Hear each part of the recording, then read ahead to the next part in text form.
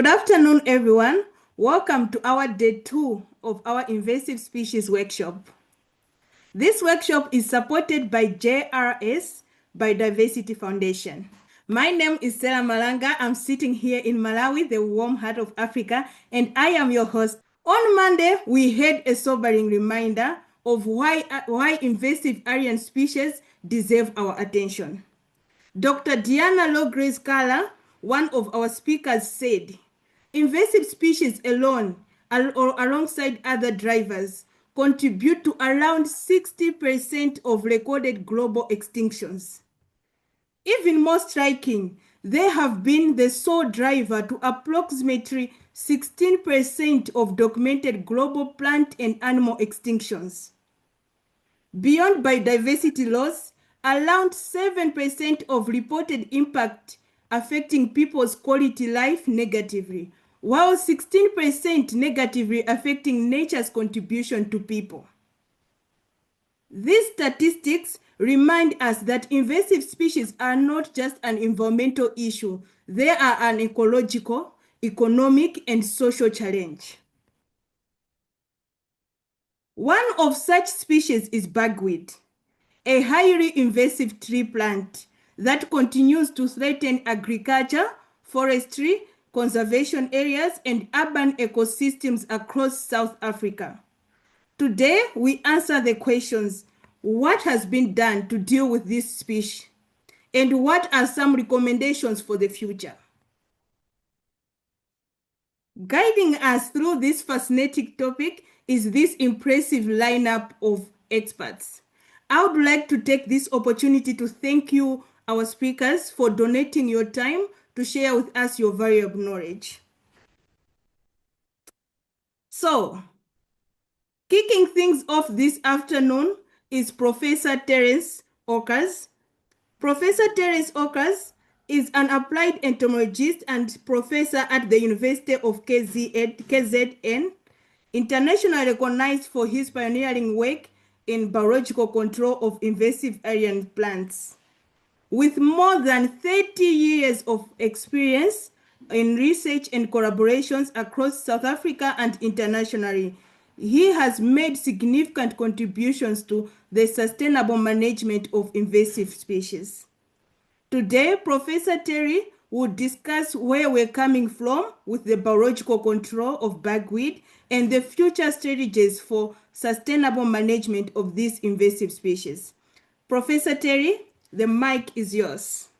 All right, well, thank you very much for this opportunity to speak to you about what has bedeviled my life for the last 30-odd years that I've been involved in research.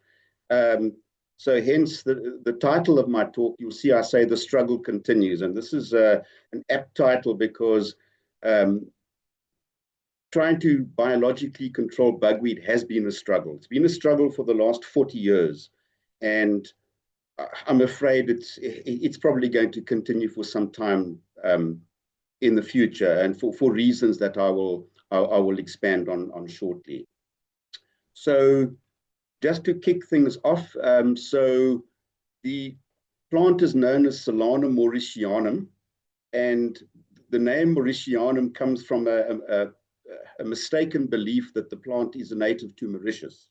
In fact, the first specimen that appears in a herbarium was collected in Mauritius. So hence, this was presumed to be the country of origin. Of course, today we know that is not the case. It is in fact native to South America, countries like Brazil, Argentina, Uruguay, and Paraguay. So that's its native range. It is particularly fond of the high rainfall regions of South Africa. So it likes lots of rain, it likes clay soils, and you'll see from the distribution, it has quite a wide distribution, in the country, particularly you can see in KwaZulu-Natal and along the coastal areas. It's been here for at least 150 years. So it was first reported in KZN in the 1880s. So it's not a new introduction. In terms of its impacts, it affects all sorts of land uses. So you'll find it in agricultural lands. It's particularly fond of forestry plantations. You'll find them in conservation areas and also in urban open spaces. So they'll pop up in your gardens quite easily. And this is because their invasiveness is driven largely by what you see in the slide here. And this is the fact that this plant produces copious amounts of seeds, of fruits, which are attractive to fruit-eating birds. And these are responsible for the plant's dispersal. So given the impacts of bugweed, it appears under the South African Alien Plants legislation. So it is classified as a Category 1 weed under both the CARA, which is the Conservation of Agricultural Resources Act, and also the NEMBA legislation, which is the National Environmental Management Biodiversity Act. So Category 1 basically means that the landowners are compelled to control this plant, so they may not have it. Of course, that's easier said than done because of the scale of the problem. So if you have it in your garden, you can pull out the plants, pull out seedlings, it's fine. But obviously, when you're dealing with large areas, then mechanical methods of control are not going to help you. Now, chemically, it's a lot easier to control this plant. But unfortunately, as we know, herbicides are expensive. So whether you're using a hand sprayer, an aircraft like what you see here, or what people tend to do nowadays, they use drones. So you can hire a company and they will use a drone and it's very effective, but unfortunately it costs. And secondly, it's not sustainable because you have to keep following up. So you can't just apply it once off and then hope that the problem is gone. You have to keep coming back. And like I said before, the problem with bugweed is that cleared areas are very, very rapidly reinvaded, again, either by the seed bank, which occurs beneath the bugweed plants. So it can either sprout or regrow from the seed bank, or again, from bird dispersed seeds. So these birds can disperse them over long distances, and particularly disturbed or cleared areas are vulnerable to being reinvaded.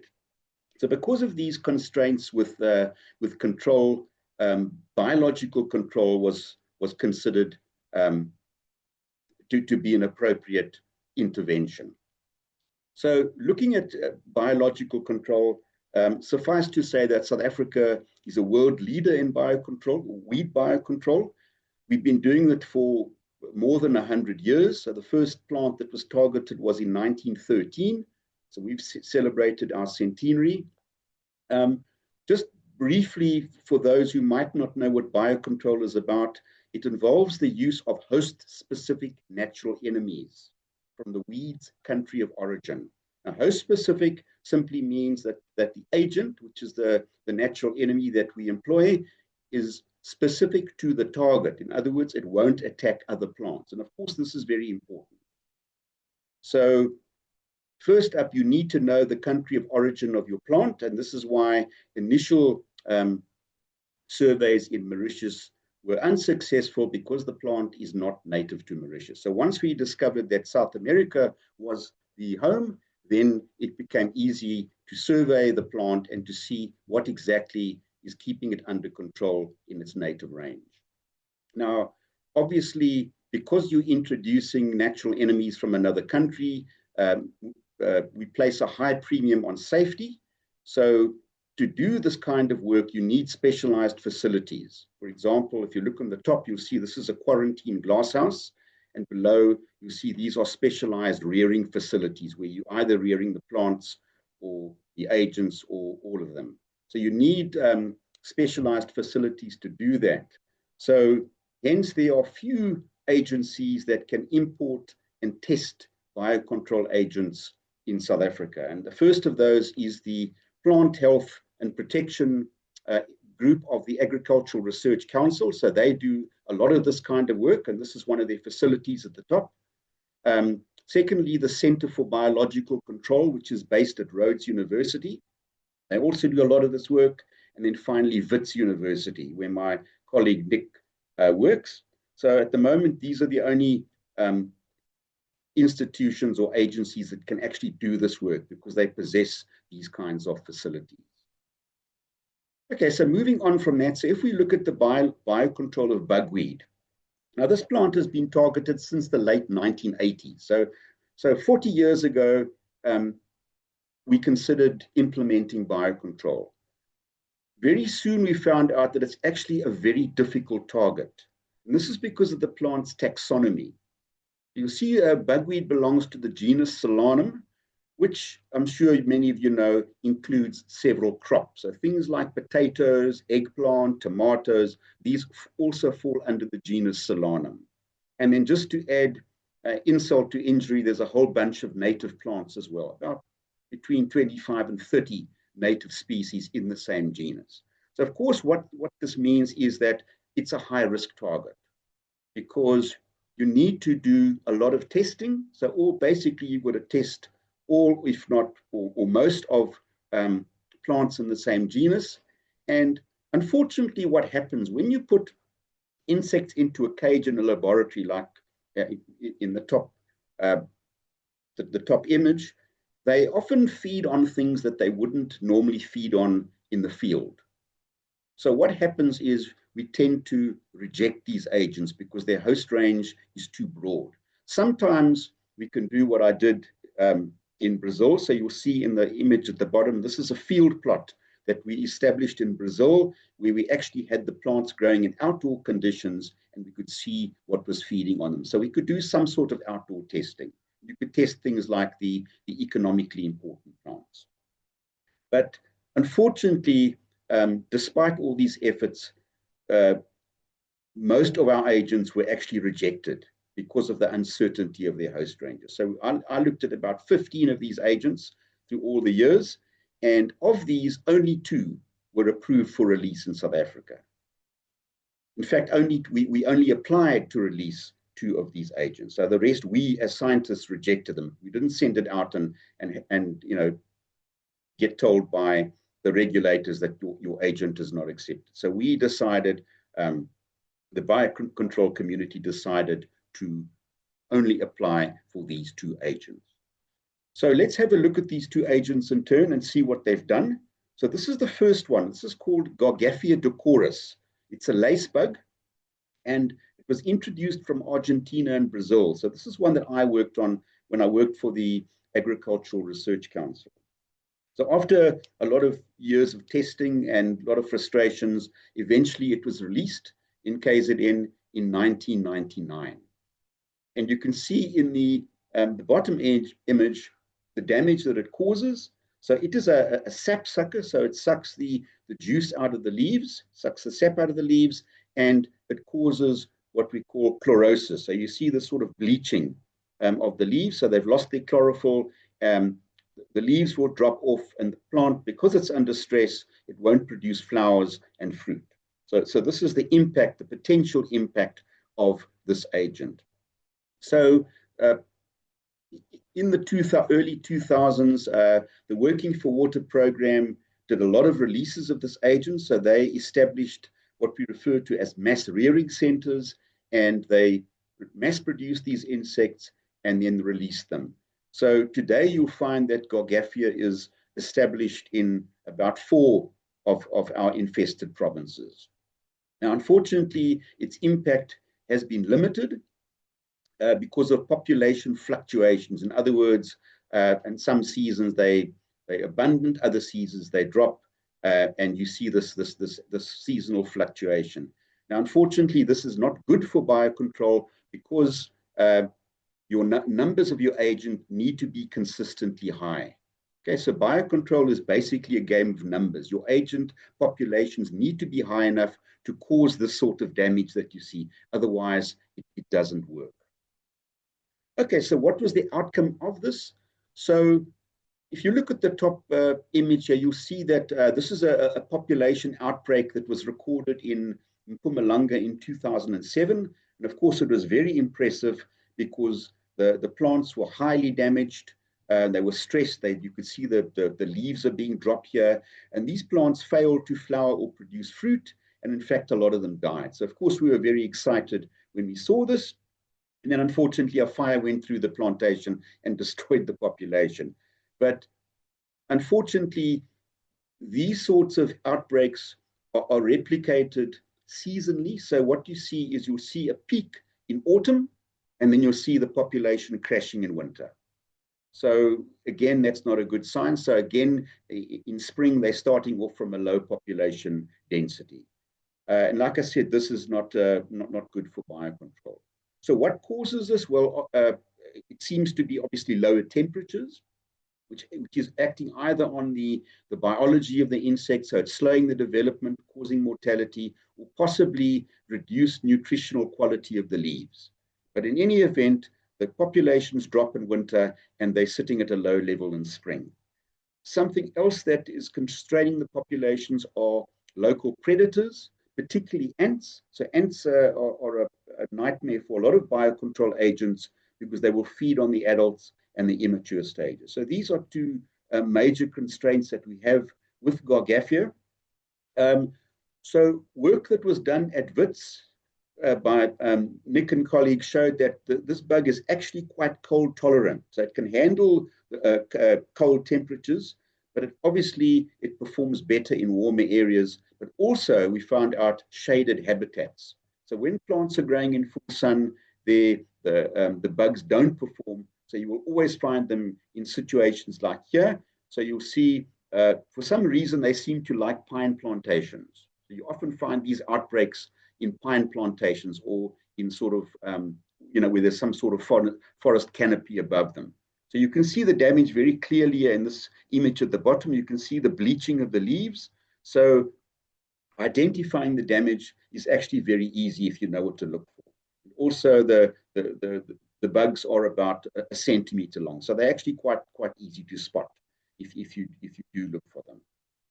So in 2010, I exported this bug to New Zealand, who also have a bugweed problem, and they're finding the same sort of results there. So same thing, they seem to like these shaded pine plantations.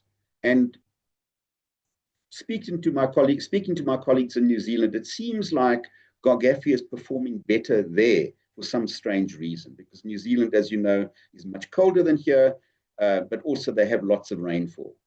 And these again are in the North Island. So it seems like Gargaphia has taken off a bit in New Zealand, and we're seeing these sorts of outbreaks and defoliation.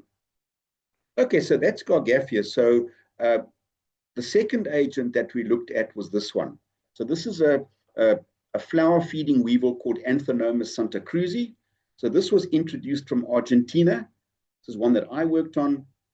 And what is interesting about this little weevil is that it destroys the flowers and flower buds. So you'll see it's a small weevil, so you look in relation to the size of the bud, and the adults feed on the flowers, and then what the females do is they lay their eggs inside the flower buds, and this is the larva here. So the larva develops inside the flower bud, destroys it, and then the bud drops off onto the ground, and as a result of this, the plant doesn't set fruit. And if you go to countries like Argentina and Brazil, the first thing that strikes you is that the plants do not produce as much fruit as what we see here in South Africa. And this is one of the reasons why, because the flowers are getting attacked by this little weevil. And of course, this made us all very excited because we thought this is the answer to the bugweed problem. Because if you can reduce the levels of fruiting, that's half the problem. You're depriving these fruit-eating birds of an exotic food source, and you will force them to go back to what they should be dispersing. So after many years of testing and waiting for clearance, the weevil was released in KZN in 2009. Now, this time, so rearing this weevil is not easy. So the Working for Water crowd, what they did was they subcontracted SASRI, which is the South African Sugarcane Research Institute here in KZN, to produce this weevil and to release it. So as a result of the efforts of SASRI, this little weevil is actually well established in KZN. It's a very good disperser, and I found it all over the place. So this looked exciting, and then of course, unfortunately, reality struck. So, like I said, the weevil populations do spread quite widely. the good news was we had a look to see if they were getting eaten by predators and parasitoids. One of my concerns was if you look at if you pull a bugweed inflorescence off the plant, you'll often find little spiders lurking there. So these are spiders that go for pollinators. And of course, I thought, well, they're going to eat my weevils. And fortunately, they don't seem to do too much of that. So that was quite a relief. So they're not suffering from predation. They're not getting parasitized. But unfortunately, we saw exactly the same pattern that we saw with Gargaphia. And you can see this is a graph showing numbers of weevils. And you can see very clearly there's a peak in April and May in autumn, and then there's a crash in winter. And this was irrespective of whether the study sites were on the coast around Durban or inland. So even though temperatures are much milder in Durban, you were seeing the same trend that we see elsewhere. And of course, this is not a great thing. It's not because there's no food around, because as we know, bugweed flowers all year round. So again, this was a huge disappointment. Then some work at Wits, again, Nick and colleagues. What they showed was that this weevil is far more susceptible to low temperatures and low humidity than what Gargaphia was. So unfortunately, there's a climatic restriction on this weevil. And we've seen very clearly that it does not establish in high altitude areas. So my cutoff is about 1,000 meters above sea level. Higher than that, don't bother, because the populations will not survive. So on the coast, we've seen some reduction in fruiting, but unfortunately, this is limited, and the data so far show that it's not really sufficient to control the vast levels of fruit that this plant is producing. So where does one go from here? What is the way forward?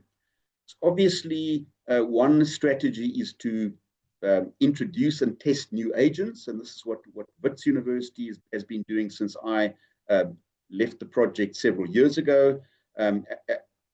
Unfortunately, the same problems that I experienced are still there. In other words, the relatedness of this weed to cultivated and native plants. And also, unfortunately, today, there's difficulties in accessing some of the countries that host this plant as a native plant. When I worked in Argentina and Brazil, there was no problem. And unfortunately, since then, they've changed the environmental law. So it's a bit of a mission to get permits to do work in those countries. So that is also a constraint. So basically, what that leaves us with is to try and get better use out of the two existing agents. This obviously is going to involve more mass rearing. So the idea is, if we can have more concentrated mass rearing initiatives, then we can actually increase the distribution of this agent into more provinces. So if you look at the map, you'll see the gray squares are where bugweed currently occurs, and you'll see the dark squares are where biocontrol agents have been recorded. So you'll see there's a lot of squares that still need to be covered. So this is a map that Nick and colleagues drew up in 2021. So I'm sure that there's been some expansion since then, but currently this is what we have. So I think we need to cover more of these squares, particularly here in the Western Cape and the Eastern Cape, where not that many releases have been done, or at least we haven't followed up and monitored. Something else that can be done is what we refer to as inundative releases. Basically, what this means is that at key stages in the weed's phenology, and in this particular case in spring, when we know that these agent populations crash during winter, so what you can do is actually focus these mass releases in spring to give the populations a kickstart and hopefully achieve that peak a lot sooner, say midsummer rather than autumn. So that's another strategy that can be tried. And this is actually more appropriate for Gargaphia because it's quite easy to rear if you know what you're doing, and it's also less constrained by climate. So Anthinomus is a little bit more difficult, so you need to really be able to put in the hours. It's a bit labor intensive, But Gargaphia, we could certainly cover more of the squares, the grey squares that you see in the map. Obviously, what needs to continue is that plant populations need to be monitored to determine where exactly these agents have established. And again, like I said, there may be more of these grey squares that actually do have the agents in them. And I think this is one area where the public can get involved. Unfortunately, as scientists and lecturers, we don't have time to drive all over the country looking for agents. But I think that citizen science platforms like iNaturalist, for example, can play an important role here. Again, if they know what to look for. So I think this is something that should be shared. And if people can somehow get involved with the monitoring, then I think hopefully we can make a difference. Okay, that's all I've got to say. So open to the floor for questions. Thank you so much, Prof. Terry. And you've taken us from where we came from, giving us all the examples of the insects that were released and how they worked, and even provided the way forward. So thank you so much for that. Okay, so one thing that I'm curious about is how do you determine that this insect, maybe this biological control is working, is successful? Is it when there is complete eradication, or when there is release to numbers that we can like manageable levels of the species? Correct. I mean, eradication is just simply not an option. I mean, we cannot do, the only thing you can eradicate is an endangered species. You can't eradicate a weed. So that's just something that we have to, inform stakeholders. It's just not possible. Yeah. Basically, what is required is an integrated approach to management. And so biocontrol is not something that's meant to operate on its own. There are some situations, and again, if you want a nice talk on biocontrol, talk to the aquatic weeds people, because they'll give you some wonderful examples where things like water lettuce and salvinia and even water hyacinth can be controlled through biocontrol. But basically, for something like bugweed, an integrated approach that involves clearing, herbicide application, and implementing these agents is going to be required. Like I said, it's a very difficult target because of its relatedness to crop plants. And I didn't mention this, but South Africa is the only country that has targeted bugweed by importing and testing agents. As Nick will tell you, and the New Zealanders have become interested now, but they've relied on our work. So I did the testing for them, and then they've released the agents. So it's a very tough project. And South Africans, we up for anything. So we'll give it a go. But yes, the idea is to actually drop the plant to a level at which it's acceptable. It's not causing major impacts. Okay, thank you so much, Prof. Okay, now Gustav, over to you. Thanks, Sela. Prof, just a question from my side. On Monday, there was a concern that the funding towards biocontrol, I don't know if it was specifically for black wattle only, but that was the focus on Monday, has sadly dried up in South Africa. Is that similar for bugweed? And if it is, what can be done against that? And then if we release both of the agents together, will that not have a bigger impact, or will it be counterintuitive? Thanks. Yeah, some good questions. Firstly, the funding, there's been a bit of a hiccup there. So in South Africa, we've been spoiled. For about 30 years, we've been spoiled with funding. And this is because of the Working for Water program that's given biocontrol a lot of money and a lot of flexibility. Unfortunately, that doesn't seem to be available anymore. So at the moment, the Department of Agriculture, DELRAD, is sponsoring some of the programs. So things like Parthenium is one of them, but there's definitely been a drop-off in the number of biocontrol projects that they're prepared to sponsor. So they are basically a new set of partners or funders. And so hopefully, one can develop the relationship with them and get more biocontrol projects funded. So at the moment, I'm not aware of any funding for bugweed in South Africa. So Nick will tell you that money is coming in from New Zealand. So they basically want us to test some of our agents on their stuff. So at the moment, that's the only funding I'm aware of for bugweed.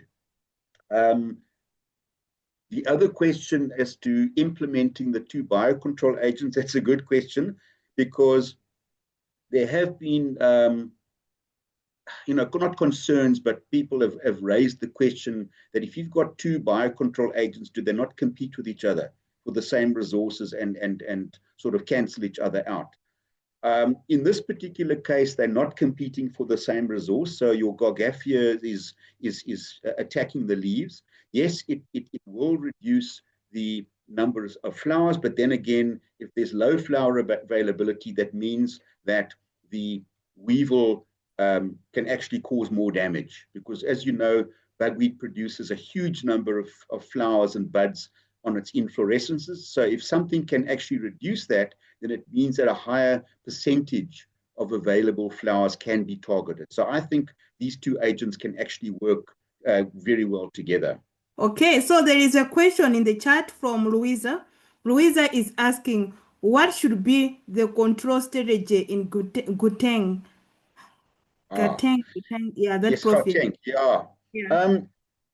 Yeah, Nick will tell you all about that. Gauteng is cold.